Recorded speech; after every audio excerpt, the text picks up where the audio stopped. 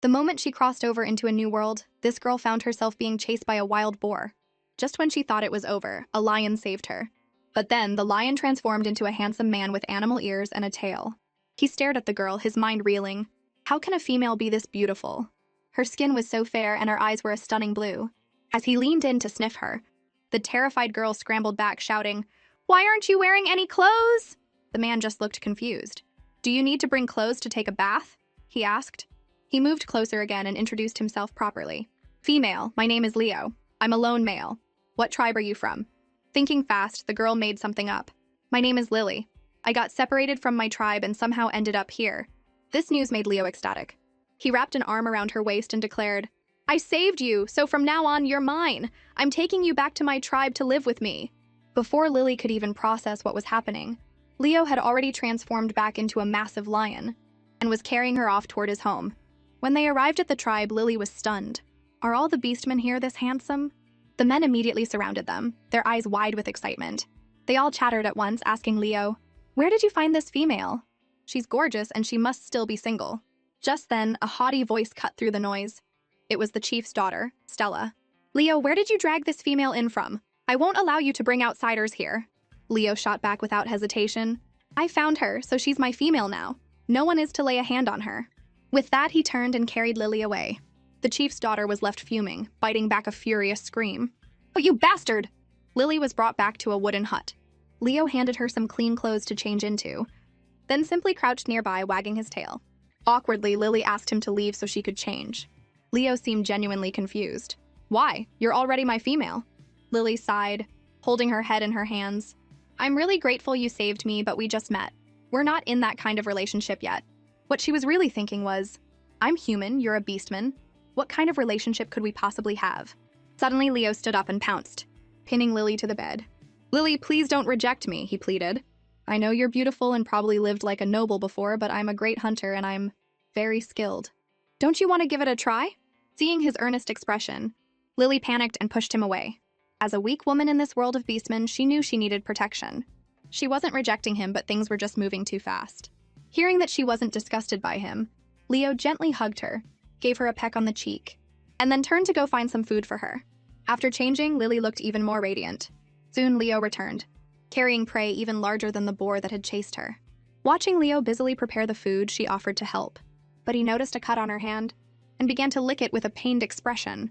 Lily awkwardly pulled her hand back and asked him to go find some medicinal herbs for her. She figured that since she was stuck here, she might as well try to fit in while looking for a way back home.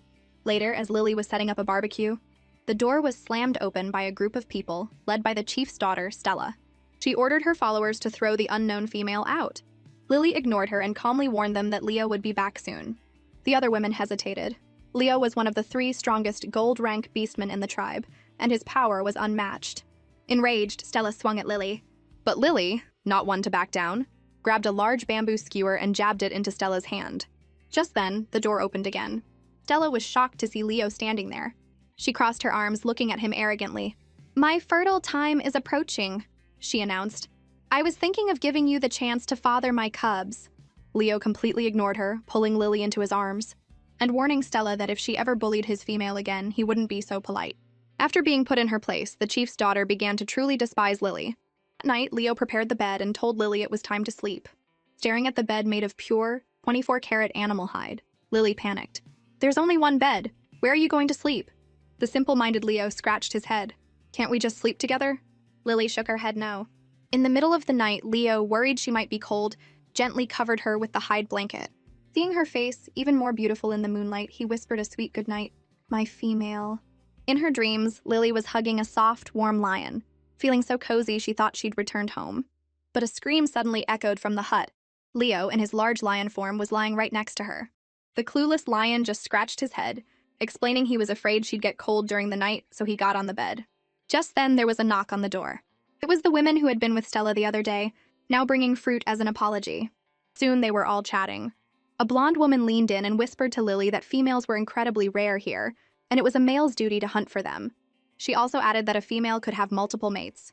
The chief's daughter, Stella, had the most, 10 in total. Lily gasped at the number. Leo, who had been eavesdropping, was getting annoyed. "Does this woman ever shut up?" Outside, Stella overheard their conversation and flew into a rage, screaming at the women for betraying her for an outsider. She turned to the men behind her, her voice dripping with malice. You know what to do next. The beast world had 3 sons, and the heat was making Lily extremely uncomfortable. So she asked Leo to take her to a small river behind the tribe. Just as she was about to take off her clothes, she noticed Leo had no intention of leaving. The embarrassed Lily asked him to go find some soap berries for her to use. Seeing him finally walk away, Lily let out a sigh of relief. The cool water was a perfect escape from the midday heat. Suddenly, a cold voice spoke from behind her. You foolish female, I really don't know what Leo sees in you. Lily turned to see Stella and a group of men standing on the riverbank. Stella had a wicked grin on her face. She turned to the men and said, whether or not she becomes your mate is up to you. The men stared at Lily with ill intent, muttering lewd comments as they charged toward her. Terrified, Lily scrambled ashore, quickly threw on her clothes, and warned them, Leo will be back any minute. He won't let you get away with this. You'd better leave now. The man in front lunged at her anyway. Lily shouted in fury, you harass me while I'm bathing, and you expect me to consider you as a mate? Now cornered against a rock wall, Lily grabbed a stone and threw it at the man, before turning to run into the jungle. She tripped on a rock, injuring her leg, and collapsed on the ground, exhausted. Just then, a mighty lion's roar echoed through the forest, and the beastmen scattered in fear.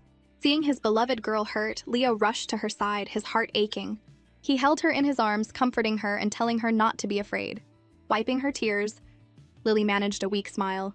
Leo picked her up and made a solemn promise. From now on, no one will ever bully you again. When they returned to the hut, Leo was determined to go teach those beastmen a lesson. But at that moment, a large number of beastmen began to gather. Underground insects had appeared and were swarming toward the tribe. The tribe members gathered at the chief's home to discuss a plan. Lily had no idea what underground insects were. The blonde woman explained that many of the plants outside were withering because of these insects, which bred at an alarming rate in the summer. If they got into the tribe, everyone would be in danger. Everyone gathered at the chief's house, murmuring worriedly that the insects would devour all their food and that they might have to relocate. The chief declared that the tribe must have done something wrong to be punished by the gods. Seizing the opportunity, Stella, who still hated Lily, pointed a finger at her. Must be her! The underground insects only appeared after she brought disaster to our tribe. The blonde beast woman quickly defended Lily, saying she didn't even know what the insects were, and that Stella shouldn't frame her over a personal grudge. The chief called for silence, and summoned Roy, the one who could speak with the gods. Roy pulled out a blue crystal and had Lily hold it. Lily thought to herself, it wasn't me. The truth will clear my name.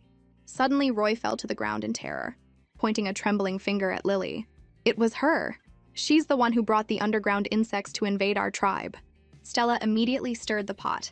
Roy's words are never wrong. Banish her from the tribe immediately or we'll all be doomed. The very beastman who had just defended Lily now pointed at her. Lily instantly understood. With such a huge crisis, if the chief couldn't provide a scapegoat, his leadership would be questioned. They were using the will of the gods to pin the blame on her. Before Lily could even speak to defend herself, another female shoved her to the ground, screaming at her to leave. Just then, Leo arrived and shielded Lily. If the tribe won't have her, then I'll leave with her. Stella shrieked, Are you betraying the tribe for this outsider? Leo's message was clear. Lily is my person. When you accuse her, did you forget that I'm part of this tribe too? As the conflict escalated, Lily grabbed Leo's arm, urging him to calm down. Leaving the tribe wouldn't solve the insect problem.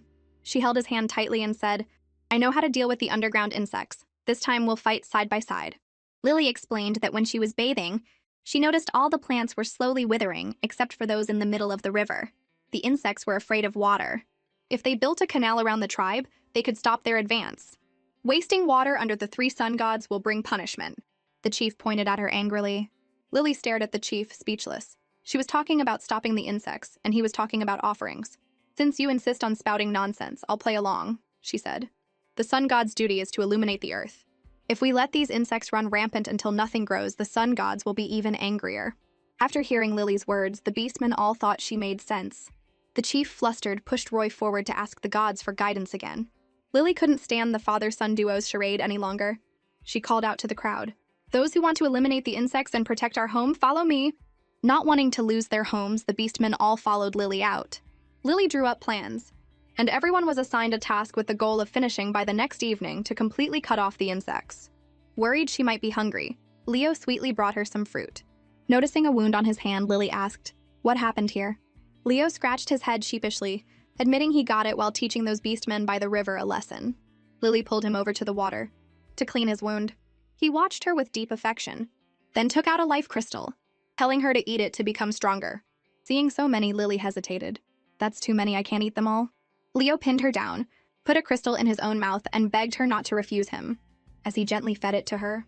Just then, the blonde woman ran over in a panic, shouting that there was trouble at the canal. It turned out the chief's daughter had come to cause trouble again and had been caught. Thanks to everyone's hard work, the canal was completed successfully. The beastmen all came to thank Lily and even asked her to become the new tribal chief, believing her leadership would make the tribe prosper. At that moment, the chief's wife arrived with a group of male beastmen looking furious. She wasn't about to hand over the tribe she'd controlled for years. What right does an outsider have to be chief? She sneered. A beastman behind her whispered, according to tribal law, whoever makes the greatest contribution can be chief. She may be an outsider, but her contribution is greater than anyone's. The chief's wife silenced the man with a glare and turned to Lily. I hear you've been bullying my daughter? Before Lily could react, she was slapped to the ground. Leo immediately jumped in front of Lily, roaring at the chief's wife. Just as a fight was about to break out, Lily stopped them. She knew the chief's family had deep roots in the tribe, and staying here would only mean more trouble. She refused the offer to be chief and decided to leave. Leo took her hand, and together they left the tribe, heading for a place called Stonehaven. They stopped to rest in a dense forest. Leo looked at the girl he loved and pulled her into a tight embrace. The next morning, Leo went out to hunt, and Lily decided to pick some flowers for decoration. As she reached for a flower, she was startled to find an injured snake beast lying in the bushes. Terrified of snakes, her first instinct was to run, but seeing he was hurt, she couldn't just leave him to die. She found some hemostatic herbs and bandaged his wound. Leaning closer, she realized the snake beast was actually a handsome man. Suddenly, he sat up. His crimson eyes stared at her, causing her to stumble backward and fall. The snake beast confidently thought to himself that no one in this forest was worthy of injuring him. Lily broke into a cold sweat. Did he think I was attacking him when I was just trying to help? She decided to make a run for it. Seeing her try to flee, the snake beast appeared in front of her in a flash. Why are you running? He asked. I have to get home, of course, Lily said nervously. The snake beast leaned in and tilted her chin up. Lily quickly turned her head away. No, nothing's wrong. A handsome male like you would never scare me. I just have things I need to do.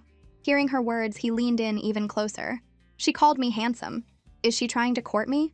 That was the last straw for Lily. She bolted, watching her disappear. The snake beast chuckled. It seemed he'd found some interesting prey. He began to follow her from the shadows. Back at her camp, Lily was cooking a delicious meal when a monkey beast suddenly appeared. Seeing a lone female, he enthusiastically invited her to be his mate, boasting that he was the strongest male in his tribe and had an endless supply of life crystals. Lily warned him that she already had a mate, who was very powerful, and told him to leave. The monkey beast just scoffed, saying that besides the snake beast, no one in this forest could challenge him. Right on cue, the snake beast appeared. The monkey beast yelped in terror and fled. Watching him go, Lily wiped the sweat from her brow. What bad luck. First a monkey, and now this even scarier snake. The snake beast approached her. Female, you don't seem happy to see me. Lily waved her hands frantically and quickly ducked back inside her shelter. Seeing how scared she was of him, the snake beast fell into thought. After a while, Lily peeked out from the doorway. It was quiet. The snake beast must have left. She opened the door to check, only to be surrounded by a group of small white snakes, all hissing at her. She fell to the ground in fear and grabbed a stick. If you come any closer, I'll eat you, she threatened. But the little snakes weren't scared and continued to advance. Lily was trembling, thinking that even with the life crystal, she was still weak in this wild forest. Suddenly, with a loud thud, the snake beast appeared at the entrance. Who told you to bully her? He demanded. The two little snakes, seeing their boss, figured their mission was complete. The snake beast strode over to Lily and asked with concern if she was hurt. Lily remembered that he had just saved her. Maybe he was a good snake after all. But seeing him so close, she shyly turned her head. Thank you for saving me just now, but I already have a mate. Just then, Leo returned with his hunt. Seeing the snake beast, he was startled and immediately dropped his prey to rush to Lily's side. Snake beasts are naturally treacherous. Don't let him fool you. The snake beast put on an innocent act. I didn't do anything. In fact, I just saved her. And this is how you treat me. Seeing Leo getting angry, Lily quickly explained that he wasn't a bad snake. At that moment, the monkey beast who had been rejected returned with his cronies to snatch Lily. He pointed at the snake beast, declaring that he was injured and no longer a threat. A brawl quickly broke out. During the chaos, Leo was caught in a chokehold. One of the monkeys grabbed Lily, demanding she become his mate in exchange for Leo's life. Before he could finish, the snake beast kicked the monkey away and swept Lily into his arms. "It's too dangerous here. That lion can't protect you. I'm taking you away." Seeing the two escape, the monkeys gave chase. But the snake beast wasn't concerned. Even though he was cursed, and it was his period of weakness, the monkeys were still no match for him. Meanwhile, Leo broke free from the chokehold, only to find that Lily was gone. The snake beast brought Lily back to his home. She immediately pushed him away. "Why did you bring me here?" she demanded. He explained earnestly, "You've angered the entire monkey tribe, and that lion is all alone. He can't protect you. But now that I've suddenly disappeared, Leo must be incredibly worried." Lily fumed, demanding he take her back. The snake beast gently placed a flower he was holding in her hair. "Become my bride, and you'll be the mistress of this forest. Anything he can give you, I can too." Lily shot back, "So that was your goal all along? Don't even think about it. I will never be your bride." The snake beast turned to leave. "Stay here and think it over," he said. Lily stomped her foot in frustration. "And I thought he was a good snake." Just then a woman appeared. She was one of the snake beast's confidants and held a necklace for Lily. It was made from his most precious reverse scale, which could protect her. Lily was drawn to the beautiful necklace, but knowing it was his most valuable possession, she refused it. As they argued, the necklace accidentally fell into the water. The woman paled, screaming that Lily was cruel. The reverse scale was connected to the snake beast's life force. During his weak period, he couldn't touch water. Hearing the commotion, the snake beast came out. He saw that the woman had given Lily the necklace on her own, and warned her never to do such a thing again without his permission. As he walked away, the woman blamed Lily for hurting him and sneered that she was unworthy of his reverse scale. Lily was speechless, but feeling worried about the injured snake beast. She decided to go apologize, but hesitated at his door. The snake beast saw her and invited her in. He coughed dramatically, saying pitifully that he'd just be coughing up blood for a few days but was really fine. Lily ignored his act and said coldly, "Your whole approach was a setup from the beginning, wasn't it?" Hearing this, the snake beast panicked. Lily had spotted the 3 little snakes from the heroic rescue in his room. He stood up to explain that he only came up with the plan because she was so afraid of him. After explaining, he clutched his arm, looking weak again. Lily turned her head away angrily. "More acting! I don't believe you!" A few days passed. The snake beast, now named Silas, brought Lily sweet fruits, but she was still angry and ignored him. He then brought her a dress he had made especially for her, but she still wouldn't look at him. "He tricked me and thinks he can just get away with it? Does he think I'm that easy to fool?" Lily was staring at butterflies in a flower garden, wondering when she'd be able to leave. Suddenly, a cold voice came from behind her. "A beautiful female!" Lily turned to see a strange male snake beast. He lunged forward and viciously grabbed her by the neck, shouting that he was going to kill her. It turned out this man was Silas's enemy. He knew Silas liked Lily, and the thought of her dying at his hands would surely drive Silas mad with rage. Just then, Silas arrived. "Garrick, let her go." However, Garrick paid no mind to Silas in his weakened state, and the two began to fight. During the battle, Garrick landed a powerful blow with his tail, sending Silas to the ground, coughing up blood. Seeing the woman he loved still in Garrick's clutches, Silas quickly fought back. After a fierce struggle, Garrick realized he couldn't win, even against an injured Silas, and fled. But Silas had been poisoned, and soon collapsed into Lily's arms. She cried out his name in panic. Back in the room, Lily looked at the unconscious Silas on the bed, feeling guilty that he had been poisoned while saving her. She understood his feelings, but she already had Leo. They had gotten along so well, and in her heart, she already considered Leo her mate. "Silas, I'm sorry." Just then, Silas weakly opened his eyes and held her hand. "As long as you don't hate me, that's enough. I just want to stay by your side." Meanwhile, Leo had reached Stonehaven and found his friend, Fox Beast, for help. Hearing that Leo's female had been taken by a snake beast, the fox gathered some strong males and went with Leo to the wild forest. There, Leo grabbed one of Silas's small white snakes and threatened it to take him to its master. At that moment, Lily was caring for the injured Silas. "Are you feeling any better these last few days?" Silas smiled in response. Seeing that he was improving, Lily thought about Leo, wondering how he was doing after all this time. Noticing she was distracted, Silas gave her a gentle bite. Lily's face turned red. "Why did you suddenly bite me? What were you thinking about?" Silas was about to ask what was on her mind when a maid burst in. "It's bad! Outsiders have broken into our territory!" At that moment, Leo was outside, holding one of the small snakes hostage. "Silas, get out here or I'll kill this little snake of yours." Hearing Leo's voice, Lily happily ran outside. Leo immediately asked her, "Did that snake beast bully you?" Seeing Leo's guard was down, Silas snatched the little snake back.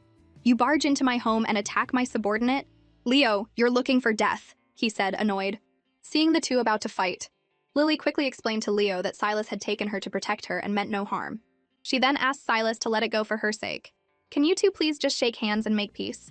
They both blurted out at the same time, impossible. Silas felt that things were going well with Lily, and now this guy had to show up and try to take her away. Leo, on the other hand, felt he was Lily's rightful mate, and this snake was trying to steal her. He was determined to teach Silas a lesson. Soon the two were fighting again. Suddenly, Lily shouted, "Fine, go ahead and fight, I'm leaving!" The two of them instantly stopped. Silas clutched his mouth and pretended to cough, explaining that he was just angry because Leo had attacked his subordinate. Seeing him cough, Lily felt a bit worried and sighed, letting the matter drop. She then went to Leo and took his hand, asking him to let Silas come with them to Stonehaven. Leo was shocked. He's a powerful 6-star snake beast. He's not that fragile. Lily, don't let him fool you. Hearing this, Silas pitifully rolled up his sleeve. The poison is about to spread through my whole body. I'm afraid I don't have long to live. He then told Lily to go on without him, saying he could handle things on his own. Leo roared in frustration. You shameless snake beast, would it kill you to stop acting? Just then, the rival snake beast, Garrick, burst in with a sinister look. A snake, a lion, and a fox are all here. Looks like I'll have a feast today. Silas saw that his nemesis had brought many helpers and knew a fierce battle was unavoidable. He handed Lily over to Leo, telling him to take her and leave immediately. As he left, Leo told his fox friend not to get tied down, then transformed into a lion and fled with Lily. Garrick and his followers looked at their prey with greedy eyes and charged. The battle began. Soon, the fox's side was losing. A bald snake beast grabbed the fox by the neck. You damn fox, I thought you were good at running. I can strangle you with one hand. Suddenly, Silas whipped his tail and saved the fox. The fox couldn't believe it. Why would Silas save him? Silas coldly replied that he just didn't want to see his beloved Lily sad. Seeing the two of them weakened on the ground, Garrick jeered. The great lord of the wild forest conspiring with a fox. At that moment, Lily and Leo returned, having brought the fox's father with them in time. Seeing his son covered in wounds, the Fox King was enraged and immediately engaged Garrick in battle. Garrick was beaten back and retreated, vowing revenge. This isn't over, he snarled. But the Fox King wasn't fazed, declaring that as long as he was king, he wasn't afraid of him. Meanwhile, Leo checked on the injured fox, asking if he was okay. The fox wiped blood from his mouth. I'm fine, thanks to you guys getting here in time. The Fox King then prepared for them all to leave. Suddenly, the young fox told Leo that Silas had just saved him and asked if they could take him back to the fox dens to recover. Leo didn't say a word but walked straight over to the injured Silas. Everyone thought he was going to start another fight, but instead he held out his hand. Get up, we're going to Stonehaven together. Silas was stunned for a moment, then slapped Leo's hand away. Who are you looking down on? I can get up by myself. Leo was clearly annoyed, explaining he just didn't want to see Lily worry about Silas. With that, both of them looked over at Lily. She quickly changed the subject, urging everyone to head to Stonehaven. Once they arrived, Lily was happy to see both of them bandaged up and offered them some fruit. Leo, burning with jealousy, snatched the fruit away and told Lily to go rest. He then tossed a piece of fruit, hitting Silas in the head. Lions really are brutish animals, Silas taunted. The two quickly started bickering. Seeing that they weren't at each other's throats like before, Lily was content. That night, Leo pulled Lily aside and insisted on sleeping with her. But Silas started coughing intentionally, looking pitifully at Lily. It's so cold tonight. Are you going to make me sleep all alone? And I'm still injured. Leo flared up. Snakes are cold-blooded animals, Silas shot back. And who says cold-blooded animals can't feel the cold? Lily looked at the two of them competing for her attention and sighed. Tonight, everyone sleeps separately. If you're cold, go get another animal hide. In the middle of the night, Lily got up for a drink of water when a snake tail silently snaked toward her, tripping her and causing her to fall right on top of Silas, who held her tightly. Lily told him to let go, but no matter how much she called out, he didn't wake up. Was he sleepwalking? Exhausted from struggling, Lily soon fell asleep. The moment she did, Silas gently pulled her into his arms and gave her a soft kiss. The next morning, Leo woke up to see the two of them sleeping soundly together and was about to explode with rage and kill Silas. However, there was no big fight. To ease the awkward tension, Lily offered to make them all a barbecue. They were out of wild peppers, so Silas immediately offered to go find some, while Leo decided to go hunting. Before he left, Leo warned Lily that if Silas tried anything funny again, he would kill him. Later, Lily realized she didn't have enough plates and went to borrow some from the fox whose name was Adrian. She accidentally walked in on him changing. Doing, she yelped, quickly turning around and covering her face. Adrian hastily explained that he was used to living alone and didn't expect anyone to come over. I'm so sorry, I didn't mean to disturb you, Lily said, hurrying away. She let out a long breath. Staying at someone else's place was really inconvenient.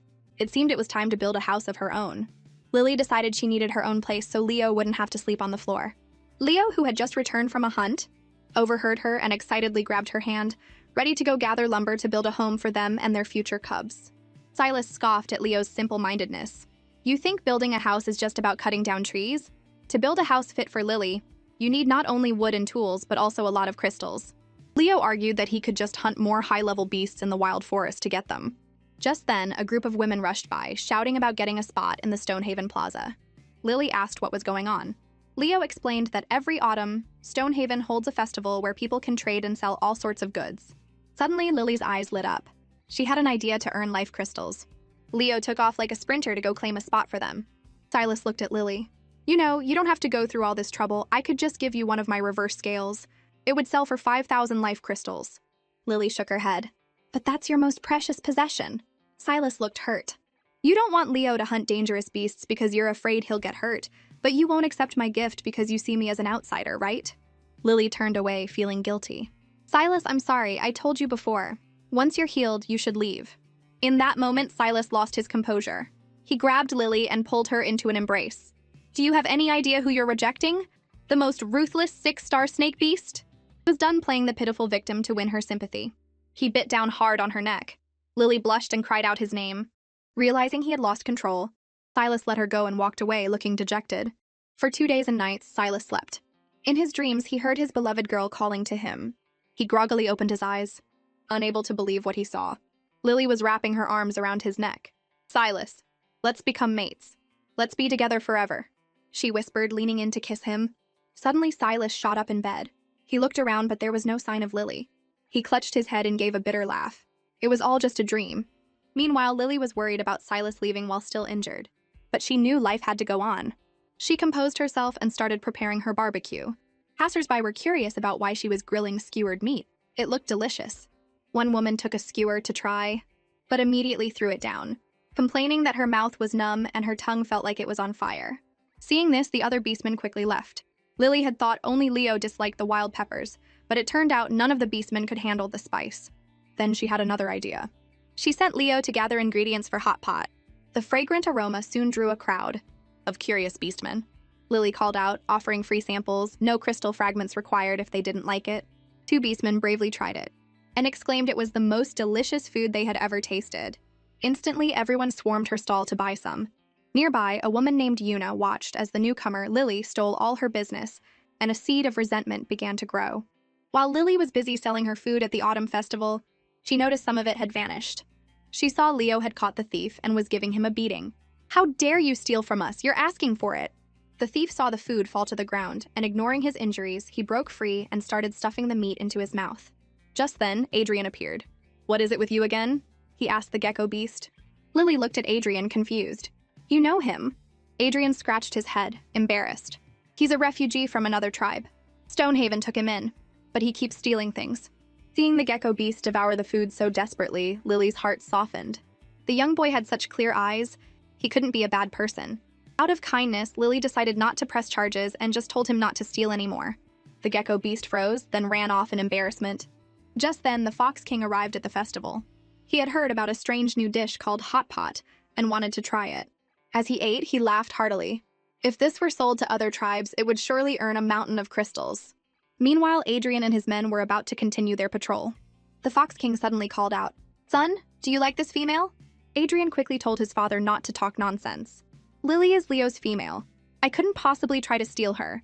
Lily had earned a lot of crystals and decided to pack up for the day.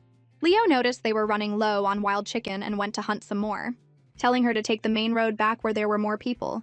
Lily agreed. Suddenly, she heard a voice call her name. It was Silas walking quickly toward her. He had come to apologize and to say goodbye as he was leaving soon. Hearing that Silas was leaving, Lily felt an unexpected pang of sadness and asked where he was going. He looked down, a bit embarrassed, and explained that he was the descendant of both the dragon and snake clans. During his period of weakness, he couldn't return to the dragon clan's sea palace, but now that he had recovered, he needed to go back and handle some things. He then took out a necklace and gave it to Lily, telling her it would protect her in times of danger. Lily felt it was too valuable and tried to refuse it. It already has your scent on it, Silas said. "If you don't want it, you can just throw it away." He placed the necklace around her neck and then pulled her into a tight, reluctant hug, unwilling to let her go. The next day, the Fox King was dealing with an invasion from the Wolf Clan. Although we've stopped them at the border, the Wolf Clan is our natural enemy. They won't give up so easily. We must strengthen our defenses. Suddenly, the Fox King began to cough violently. Adrian rushed to his side, worried. Before he could say anything, the Fox King coughed up blood and collapsed. Adrian caught his father as he fell. Seeing the king's face turn dark, an elder shouted, "The king has been poisoned!" He immediately sent guards to fetch the old beast doctor. The elder glared at the two kneeling servants. "How dare you? You dare to poison the king's food?" The servants trembled, their heads bowed. "Elder, that's impossible. To ensure the king's safety, we taste all his food first. If it were poisoned, we wouldn't be kneeling here perfectly fine." The other servant chimed in, "We would never harm the Fox King, unless he ate food from outside." The elder paused, thinking, could it be that female's meat was poisoned? He immediately ordered the fox soldiers, "Bring me Lily!" Adrian shouted, "Lily would never poison my father." But the elder warned him, the more beautiful the female, the more vicious the heart. Meanwhile, Lily was feeling an unexplainable anxiety when fox soldiers burst in. "Vicious female, you dared to poison the Fox King! Take her away!" Lily had no idea what was happening. Leo stood in front of her, demanding to know why they were taking her. Lily grabbed Leo's arm. "Let me go with them first. I need to figure out what's going on." Soon, Lily was brought before the Fox Council. The elder immediately threatened her to hand over the antidote, or she wouldn't leave alive. Hearing the word antidote, Lily was shocked. Why would the Fox King be poisoned? "I didn't do anything." But the elder accused her of lying. "The Fox King never eats outside food, except for the piece of meat he ate at your stall yesterday." Lily's mind raced. Could the meat I gave the Fox King have been poisoned? How is that possible? She quickly tried to explain that she was planning to live near the fox dens. Harming the king would be like shooting herself in the foot. Seeing her refuse to confess, the elder ordered the soldiers to lock her in the underground prison and forbid anyone from releasing her without his permission. Outside, Leo grew anxious as he waited for Lily. He tried to force his way into the Fox King's hall, but was stopped by the guards. "You wretched lion beast! Do you think this is a place you can just barge into?" Leo transformed into his lion form and roared, but in the next second he was kicked away by a soldier. Yuna, seeing the commotion, asked what was going on. A male beastman explained that the female named Lily had poisoned the Fox King with her meat. Hearing this, Yuna panicked. "Oh no, the poisoned meat was eaten by the Fox King. If anyone finds out I was the one who poisoned it, I'm done for." After a moment's thought, a cold smile spread across Yuna's face. "No one knows it was me anyway. That Lily is just unlucky that the poisoned meat happened to be given to the Fox King. Lily, you can just rot in that prison." Meanwhile, Lily was thrown into a cell, wondering how the Fox King could have been poisoned and who was trying to frame her. Under the cover of darkness, the elder came to Lily's cell alone. Lily was surprised to see him. The elder spoke coldly. "If you tell me where Evelyn is, I might let you go." Lily was completely confused. She didn't know anyone by that name. The elder glared at her. "She has blue eyes just like you, and she also makes strange food. Are you sure you don't know her?" Frightened by his venomous gaze, Lily insisted she didn't know the person. Suddenly, the elder grabbed her by the neck, threatening to kill her if she didn't tell him where Evelyn was. Lily struggled, but it was no use. Just then, the necklace she was wearing began to glow, and with a buzz, the elder was thrown back. He clutched his mouth, coughing, shocked that Lily possessed a reverse scale from a 6-star snake beast. Unable to kill her, he decided to let her rot in prison. As the elder left, Lily finally breathed a sigh of relief. If it weren't for Silas's necklace, she would have been in real danger. Outside the Fox King's hall, beastmen gathered to condemn Lily. "Lily, you harmed our king. Next, you'll poison the rest of us." The gecko beast, who was returning from a hunt, heard the uproar. He stepped forward and pointed at Yuna. "You're lying! I saw Yuna smear poison on Lily's meat slices with my own eyes yesterday." Yuna panicked and accused the gecko beast of spouting nonsense. The elder stepped in to stop the argument.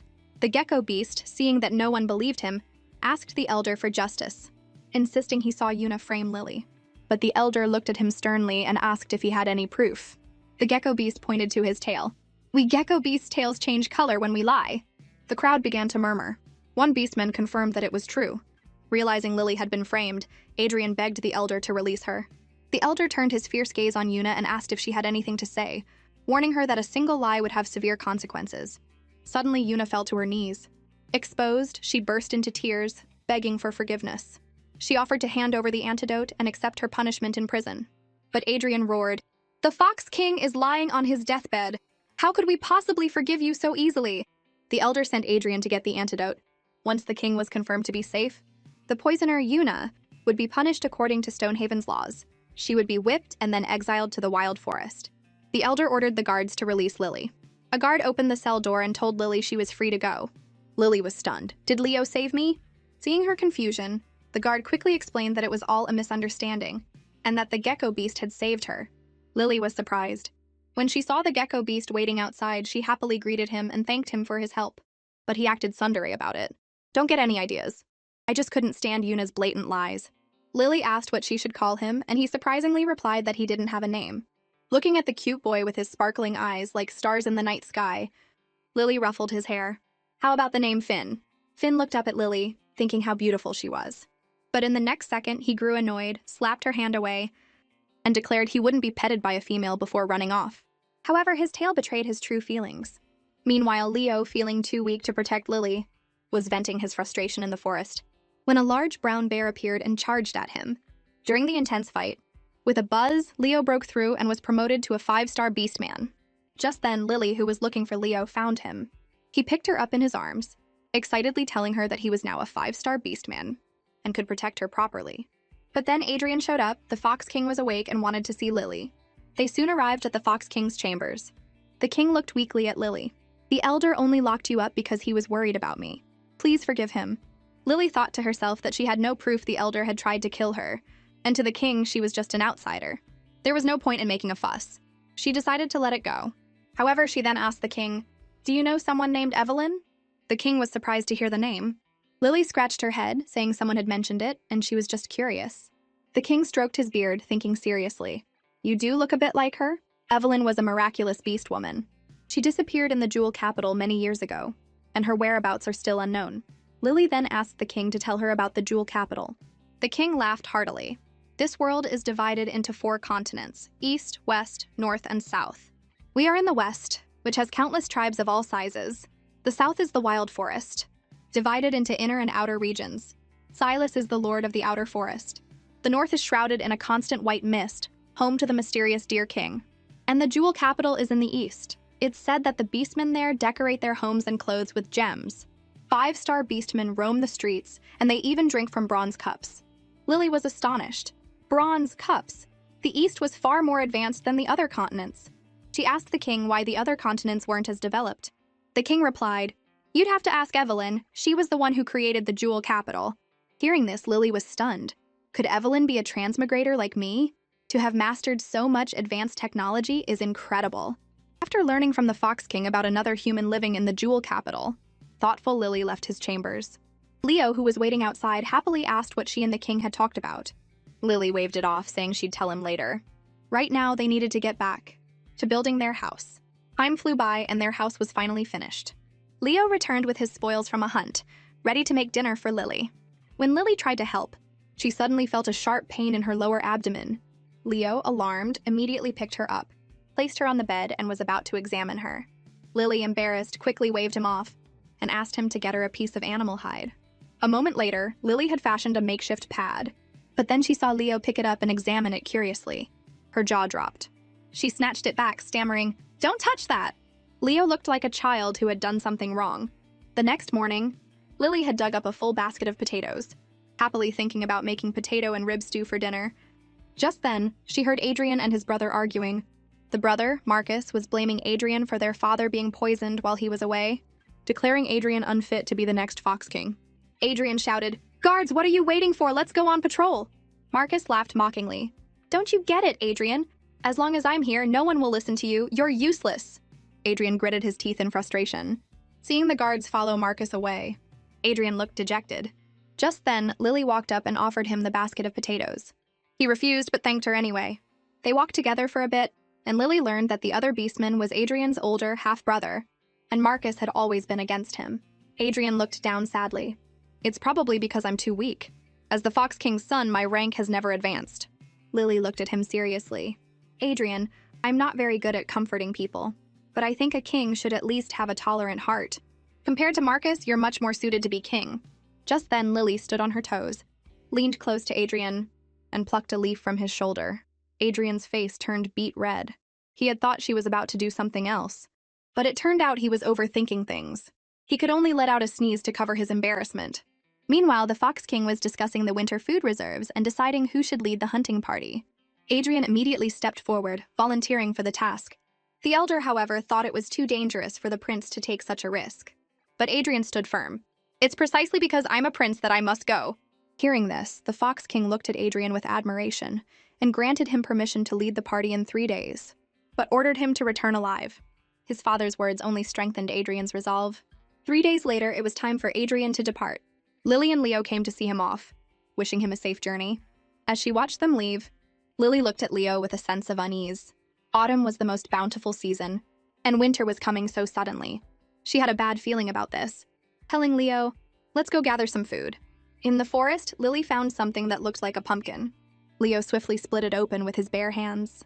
Lily picked up a piece. It smelled fragrant, but she didn't know if it was edible. Leo told her that they used to see lower-level animals eating it on their hunts. Lily took a bite and was surprised. It tasted delicious with a milky aftertaste. She excitedly wanted Leo to try some, but her hands were sticky. Leo simply took her hand and began to lick it clean. Lily, embarrassed, pulled her hand back and coughed awkwardly before going to look for other fruits and prey. Soon they caught a wild chicken and a snow rabbit. Lily thought the snow rabbit was adorable and wanted to keep it as a pet. Suddenly, they heard 2 men shouting. They were pointing at the gecko beast, Finn, accusing him of stealing their pork leg and threatening him to give it back. Finn, on the ground, insisted he had hunted it himself. One of the men grabbed Finn. "If you don't hand it over, you'll get another beating." Seeing this, Lily rushed over and stood in front of Finn, shouting, "How dare you bully a child? You're shameless!" The 2 men confidently replied that Finn had stolen their meat. Lily turned to Finn and asked if it was true. He quickly explained that since the last time she caught him, he hadn't stolen anything. One of the men looked at Finn arrogantly, saying he was a habitual thief and wouldn't change. Finn looked at Lily, thinking she probably thought he was a thief too. "Humph, whatever. No one believes me anyway." "But then," Lily said with a serious face that she believed Finn. She turned to the men. "If the pork leg is yours, then where's the rest of the pig?" The 2 men were left speechless and guiltily turned and walked away. Finn looked at Lily in disbelief. Seeing him dazed, Lily said, "Come back with me. I'll take care of your wounds." Back at the hut, Finn watched Lily tend to his injuries and told her not to call him a child. He didn't like it. Confused, Lily looked at him, as he declared that he would grow up to be strong, just like Leo. The next second, Lily grabbed his hand and applied a little more pressure as she cleaned his wound. Finn hissed in pain. Lily smugly pointed a finger at him. "An adult beastman wouldn't cry out in pain. You're still a cub, so you should cherish that right." Finn was even more displeased. He leaned close to her and said, "Believe it or not, I will become very strong." Then he got up and left. Lily watched him go, speechless. Are all the young ones these days so forward-thinking? I just don't get it. To thank her, Finn dragged a wild boar to her hut as a gift. Leo saw him and immediately picked him up. "What are you doing, you little cub?" Finn explained he was just thanking Lily for saving him. Annoyed, he told Leo to put him down, insisting he wasn't afraid of him. Leo sneered, "If you're not afraid, then try breaking free." Lily, tired of their bickering, stepped in to mediate. Leo let Finn go but glared at him. "Lily has me. She doesn't need your gifts." Finn put his hands on his hips and confidently declared, "I'll be stronger than you one day." Leo, enraged, kicked Finn out of the hut. Seeing Leo so angry, Lily realized how possessive he was and decided to cook something nice to soothe him. Leo, meanwhile, was fuming that someone was trying to woo Lily the moment he was gone. He needed to show her his importance. He wondered why she wasn't comforting him yet. Wasn't he making his feelings obvious enough? But when he turned around, she was gone. He instantly regretted it. Lily is so good to me. How could I get angry at her so easily? Just then, Lily walked toward him with food. Leo immediately hugged her, saying he was sorry. Lily was confused. What just happened? Why is he apologizing? Leo sheepishly admitted he might have been overthinking things. The next morning, Finn discovered a fox beast had frozen to death. The Fox King, hearing the news, rushed to the scene and sighed. This winter was getting harsher. Just then, the wolf clan arrived. Their leader, Fenris, mocked them. "Looks like the fox dens are on their last legs." The Fox King demanded to know what they were doing there. Fenris smiled wickedly. "You foxes are known for hoarding food. We've naturally come to get some." Marcus, Adrian's brother, stepped in front of the king, snarling, "The Fox clan is not for you to bully."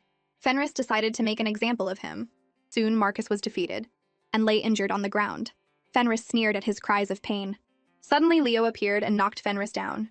Realizing Leo was a 5-star lion beast and he was no match, Fenris tried to recruit him, offering to share all spoils if he joined them in conquering the other tribes. Leo looked at him with contempt. "Cooperate with me? You're not worthy. The other wolves surrounded Leo. Lily grew worried. Fenris then approached Lily. Such a beautiful female. Would you like to come back to the wolf clan and be my queen? Finn, worried for Lily, bit down hard on one of the wolf's tails. Lily spotted a wooden stick nearby, grabbed it and swung it hard at Fenris. But he was too fast and caught it. Beautiful female, just surrender. Come with me and you'll eat and drink well every day. The next second, Lily kicked him squarely where it counts. Fenris collapsed, howling in pain.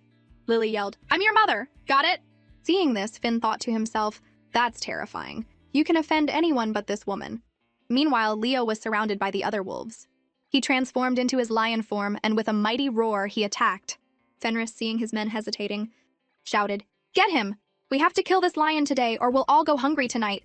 Before he could finish, there was a series of thuds, and all the wolves were on the ground, groaning in pain. Leo snorted, "A bunch of weaklings."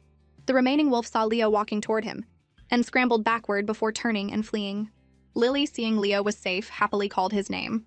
But Leo was worried about her, afraid she might have gotten hurt.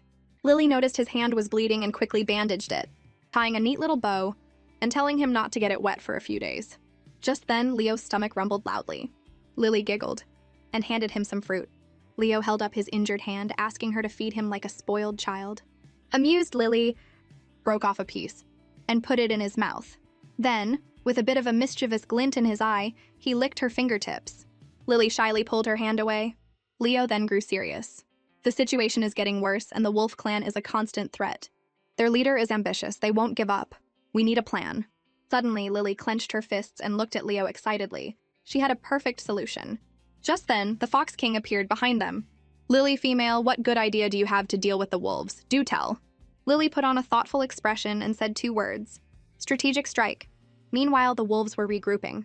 One of them tried to persuade Fenris to give up, saying they were no match for a 5-star lion beast. Hearing this, Fenris kicked him in the stomach. If you're a coward, get lost. There are too many of us. If we don't get some food, we'll all starve. Another wolf tried to calm him down, saying that with so many injured, they needed to be cautious. But Fenris was confident. I already have a plan. It's just one fox den. That night, the wolves brought animal hides to the Fox King, offering to trade for food, and sincerely apologizing for their previous actions. But the king was not pleased. You injured my son, Marcus. Why should I trade with you? Fenris shrugged. Then we can just fight until we're both wiped out. Seeing the king hesitate, Fenris tossed a hide to Leo. Look at this hide. It's fresh, soft, and undamaged. The elder asked why they were trading at night. Fenris stroked his chin. If we go on like this, some of my wolves won't see another sunrise. Are you going to trade or not? The king turned and ordered the elder to give them some of the stored food. Fenris smirked. You fell right into my trap. After the trade, the wolves left. One of them asked if they were really just trading. The next morning, as the Fox King was holding a meeting, a soldier rushed in, panicking. It's terrible, Your Majesty. Everyone seems to be poisoned. The king was shocked. How could this happen so suddenly? The soldier reported, it happened after the traded hides were distributed. They woke up like this. Just then, Leo felt a sharp pain all over his body. There's something wrong with the hides, he managed to say before collapsing. At that moment, Fenris appeared, laughing maniacally. The venom of the ant clan is truly something. Colorless, odorless, and a silent killer. Other beasts might have been fine, but you had a wound on your hand. You dare harm my people, the king roared, transforming into his fox form and lunging at Fenris. A fierce battle ensued, but soon the king was bitten in the neck and thrown aside. The elder rushed to shield him, shouting at Fenris, Don't think the fox dens are defenseless. When Adrian and his brother return, they won't let you get away with this. Fenris charged at the elder like a madman. By the time they get back, it'll be too late. You'll be the first to die. Suddenly, a cold voice came from behind. It was Lily, who had returned with a group of beastmen. She called out to Fenris, Shouldn't you be more concerned about your own backyard? Fenris turned, confused. You harmed the foxes in their den, so I raided your wolf den. Release the king and leave the antidote, or today will be the end of the wolf clan. Fenris burst out laughing. You think you can stop me? Lily's face darkened. The wolf king is a fearsome warrior, and I'm no match for you. But the cubs and females I've hidden away, their fate is uncertain. Fenris stared at her in horror. Her strategic strike was vicious. He finally relented, revealing that silverleaf root was the antidote. Lily held the unconscious Leo in her arms and told Fenris that once her people had recovered, she would inform him of where his cubs and females were hidden. Lily watched over Leo, who had been unconscious for 3 days. The beast doctor sighed helplessly. Silverleaf root is the correct antidote, but recovery from ant poison is a long shot. We can only hope for the best. Hearing this, Lily held Leo's hand to her face. tears streaming down her cheeks. You'll wake up, right? We've been through so much together and we always pull through. You'll be okay this time too, right? When you wake up, we'll go see the shooting stars. We'll go to the jewel capital. We'll go everywhere we haven't been. In his unconscious state, Leo was dreaming of his childhood, crying and begging his parents not to abandon him. But in his dream, he heard a voice calling his name. The beastman Leo, after being in a coma for 3 days, finally woke up. Seeing him awake, the human Lily was overjoyed. Leo sat up, looking at her with concern. Lily's voice choked with emotion. I thought I'd never see you again. Leo stroked her hair. No matter what, I will never be the one to leave you. He told her about his dream, and Lily realized he had been trapped in a nightmare, which was why he hadn't woken up. She touched his face, asking worriedly, Are you still in pain anywhere? Let me check. Leo gently pushed her down onto the bed, asking for her consent. And just like that, they became true mates. The next day, in the council hall, the Fox King expressed his gratitude to Lily for her role in the wolf invasion. Thanks to her foresight, the fox den's losses were minimized, and they would be able to survive the winter. Lily replied graciously, It was just a small trick. With your wisdom, your majesty, I knew you wouldn't just sit idly by. The king then stroked his beard, his expression turning grave. Fenris has taken his people and left this continent. As promised, we should release their females and cubs. But we must not let our guard down. This winter is growing colder. All beastmen must remain vigilant. After the meeting, Lily went home to feed her snow rabbit, but found it turning its head away from the food. She worried it might be sick. Leo, standing behind her, also found it strange. Snow rabbits were known for their resilience in winter. If it dies, we can just make soup, he commented. Lily was not pleased. We've had it for so long, we can't just eat it. I've grown quite fond of it. Leo wrapped his arms around her. You can only say you're fond of me. Lily looked at him. Who gets jealous of a small animal? Leo replied seriously. I'm not a person, I'm a beast. The next morning, beastmen rushed to the Fox King's hall for help. All their domestic animals had died overnight. The king urged them to calm down and describe the animals' symptoms. They had been stiff, seemed frightened, and were making low noises in a certain direction. Lily and Leo arrived just in time to hear this. The elder spoke up. This might not be a predator. I once heard an old beastman tell a similar story, and their tribe was later destroyed by a great flood. These small animals, though not intelligent, are sometimes more perceptive than we are. The beastman cried out in fear, A flood! But there was no large body of water nearby. Could it be something else? Lily thought about it. The fox dens were surrounded by mountains. If the elder's story was true, it wouldn't be a flood. It would be an avalanche.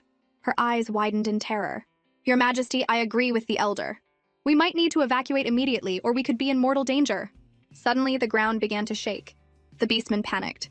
Looking up at the mountains, they heard a deafening boom as the thick snow began to rush toward them, instantly burying their homes. Lily broke out in a cold sweat and screamed, Run to the sides, avoid the path of the snow. Leo transformed into a lion and, with Lily on his back, tried to escape. A beastman grabbed onto his leg, begging to be taken along. But Lily, looking back in panic, knew it was too late. With a great whoosh, they were all buried under the snow. A few days later, Lily opened her eyes, unable to believe what she saw. Didn't I get caught in an avalanche? Am I alive or have I transmigrated again? Just then, Silas, seeing she was awake, happily said, Lily, have some water. Seeing Silas, Lily knew she had been rescued. Where are Leo and the others? She asked. Silas's expression turned grim. When I arrived, the entire fox den was buried in snow. I got you out first. When I was about to go back for Leo, another wave of snow came down. By the time I could search for him again, he was gone. But don't worry, I left a sign for him. If he's alive, he'll be able to find us. Is that true? Lily asked, worried. Silas looked at her with teary eyes and took her hand. You don't believe me? Don't you feel my heart breaking? Lily still wasn't convinced. Is Leo really gone? Or did you intentionally only save me? Hearing this, Silas put his hands on his hips and huffed. So that's what you think of me? That I'm that devious? I'm telling you again, I really couldn't find him. That guy is an eyesore, but I wouldn't just leave him to die. They left the cave. Silas told Lily they were on the road to the jewel capital and needed to leave quickly before more danger arose. But Lily wanted to wait for Leo. Silas explained that all the animals in the area were either hibernating or had already frozen to death. If they stayed, they would starve. He grabbed her hand and pleaded. Seeing him act like a child, Lily knew that leaving was the right choice and reluctantly agreed. Silas threw an arm around her neck, excited as a child. Lily blushed and told him to keep his hands to himself. If we're going to the jewel capital, we should plan our route, where to stay at night, and what we can eat. Silas confidently told her to look behind her. Don't worry, it's all taken care of. Lily was surprised to see a large wild boar behind them. She asked how they managed to catch it. Silas explained that his 3 little snakes were skilled at ambushes and had grown stronger under his training. After eating, they planned to rest early for the journey ahead. But that night, Lily couldn't sleep. She was amazed she had survived the avalanche, but worried if Leo had been as lucky. A cold breeze made her sneeze. Seeing this, Silas pulled her into his arms and wrapped his tail around her for warmth. "The weather is harsh. You'll get sick if you don't rest well." He promised not to cross the line. Lily still felt awkward, but it was too cold, so she decided to trust him. The next morning, Lily woke up to find Silas and his snakes gone. Figuring they would be leaving soon, she decided to roast the rest of the pork to take with them. Suddenly, she felt dizzy. She coughed violently, and a speck of blood appeared on her hand. She couldn't hold on any longer and fainted. Outside, Silas was scolding his little snakes for using their venomous fangs to hunt, which would poison Lily if she ate the meat. Just then, one of the snakes cried out, "Boss, Lily is dead!" Silas rushed into the cave and anxiously checked on her, relieved to find she was only poisoned. Soon, a little snake brought in the brewed medicine. After drinking it, Lily deliriously called out Leo's name. Silas looked at her, a little jealous. Lily's body grew hot, and she begged him not to cover her. "I didn't cover you," Silas said quickly. "You just drank the antidote, and your body is having a reaction. It'll pass soon." Suddenly, he hugged her, feeling guilty for not taking better care of her. He told her she could punish him however she wanted when she woke up, but Lily cried that she was burning up and begged him to take off her clothes. Seeing him hesitate, she said her skin felt like it was on fire and she was in agony. Silas roared at his little snakes, asking what kind of medicine they had given her. A snake whimpered that it was a fast-acting recovery herb and that she would feel better if she could transform into her beast form, but she couldn't.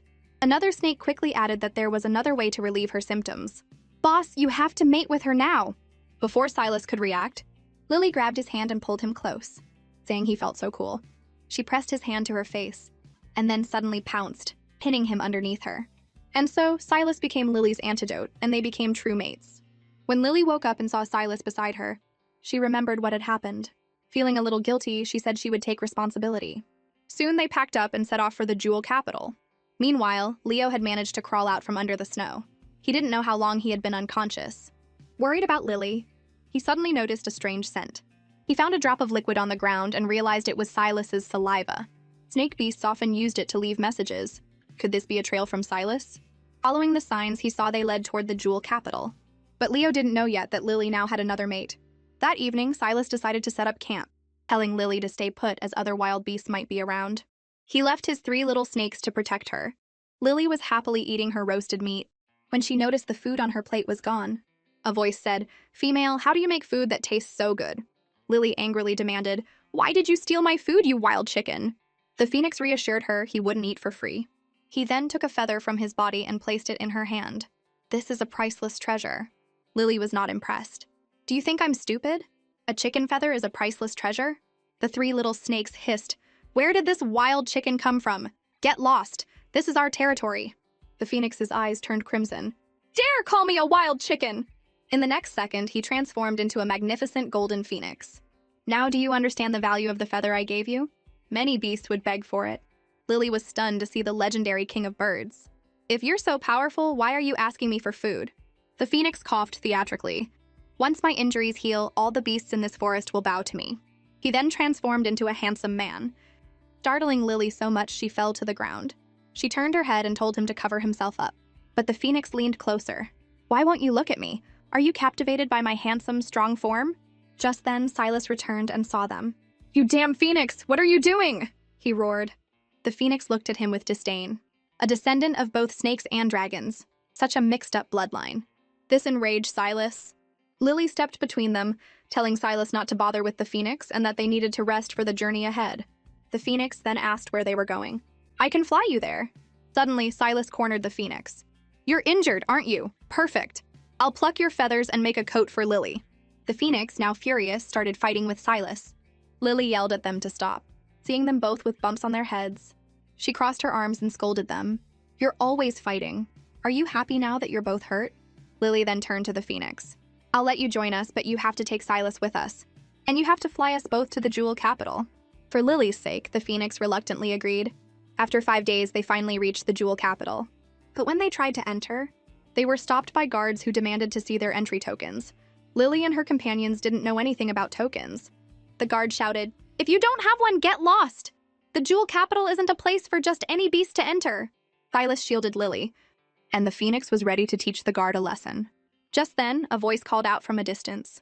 Lily saw a beautiful woman and felt a strange sense of familiarity, as if she had seen her before she crossed over.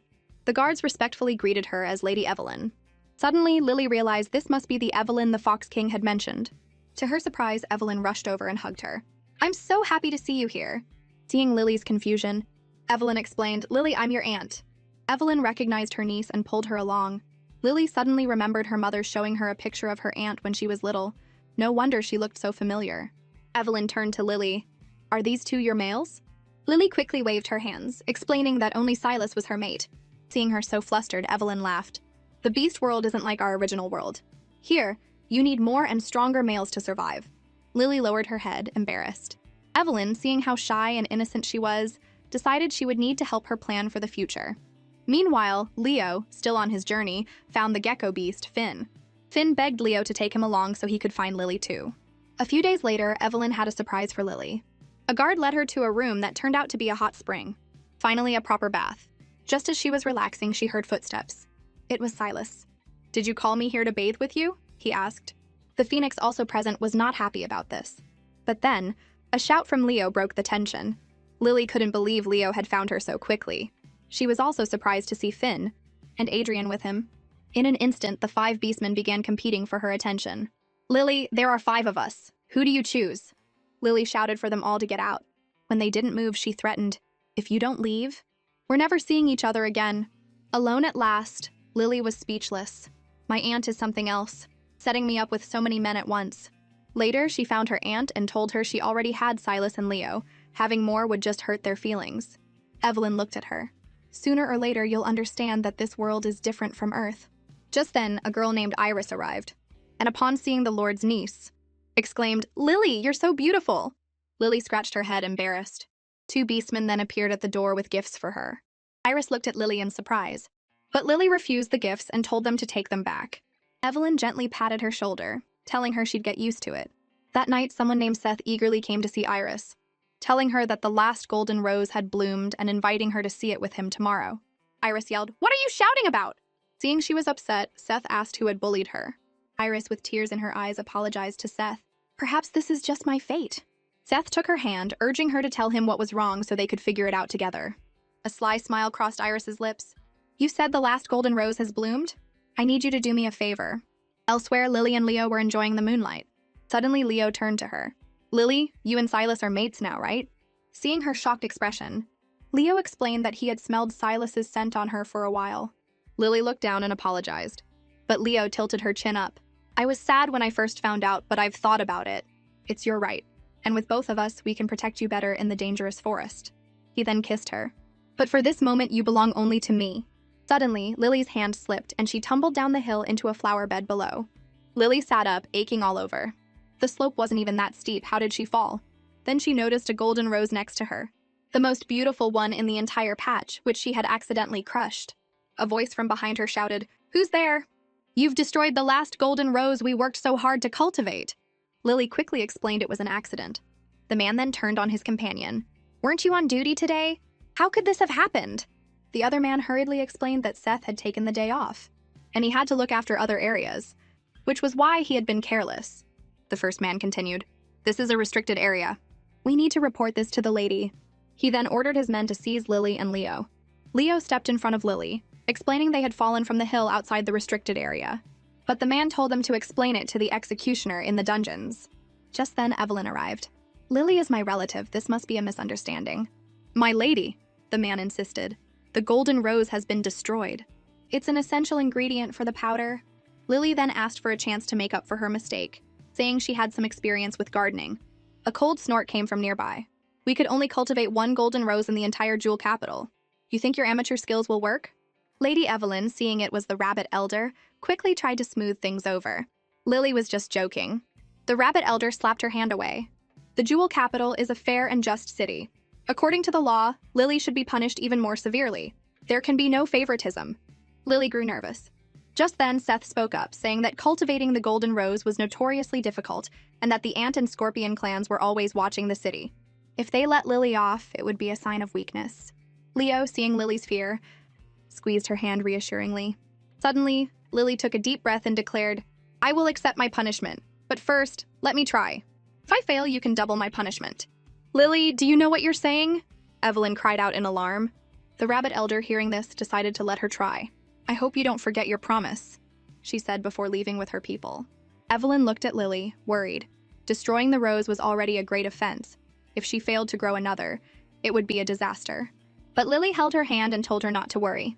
"Isn't there an old saying, 'There's always a way'? I don't think my luck is that bad yet." 4 days passed, and every golden rose seed she planted turned to dust.